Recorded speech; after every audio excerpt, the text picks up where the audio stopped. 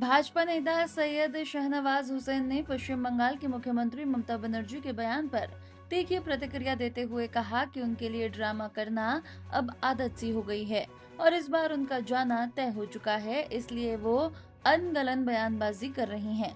उन्होंने एसआईआर के दौरान मृत और पलायन करने वाले लोगों के नाम मतदाता सूची से हटाए जाने का बचाव करते हुए कहा कि चुनाव आयोग ईमानदारी से अपना काम कर रहा है। सैयद हुसैन ने आरोप लगाया कि ममता बनर्जी विषय बदलना चाहती हैं ताकि उनके कार्यकाल की विफलताओं व विवादास्पद नीतियों पर चर्चा न हो। दीदी कोई भी ड्रामा कर ले, इस बार उनका जाना तय है, इसलिए अनर्गल बयानबाजी कर रही हैं।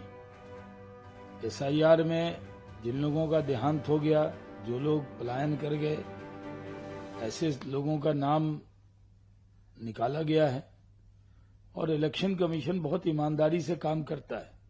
ममता बनर्जी पोल बदलना चाहती है। उनको लगता है कि उनके काम पे चर्चा न हो, उनके जंगल राज पे चर्चा न हो। उन्होंने जो एक गुंडागर्दी की सरकार चलाई है, जहां कोई व्यक्ति अगर मकान भी बनाए तो बिना उनके एमएलए को रिश्वत दिए हुए मकान तक नहीं बना सकता, कोई काम नहीं कर सकता। टीएमसी के गुंडे ही सरकार चलाते, इसके खिलाफ जन आक्रोश है और जनता नाराज है। टीएमसी का जाना तय है, तो वो चाहती हैं कि इस पे चर्चा न हो। चर्चा एसआईआर पे हो, इलेक्शन कमीशन पे हो, ईवीएम पे हो, जो पैरामिलिट्री फोर्स की डिप्यूटेशन है उस पे हो। वो जानबूझ के इस तरह चर्चा बदलना चाहती हैं, इसलिए वो ऐसा बयान दे रही है। अमित शाह ने कि सरकार आएगी तो जितने भी टीएमसी के गुंडे हैं वो सब जेल जाएंगे और 7th पे कमीशन इम्प्लीमेंटेशन की बात भी की है। और सबसे महत्वपूर्ण बात कि जिस तरीके से बंगाल को परिवर्तन में घुसपैठियों से मुक्त बंगाल, कैसे देखते हैं? देखिए, हमारी सरकार आएगी तो बड़े बड़े जेल बनाने पड़ेंगे, क्योंकि टीएमसी के जो गुंडे हैं उनको उसमें डालना पड़ेगा, क्योंकि उन्होंने पिछले कई साल से गुंडागर्दी की है और जेल में जगह नहीं बचेगी, इतने गुंडे हैं।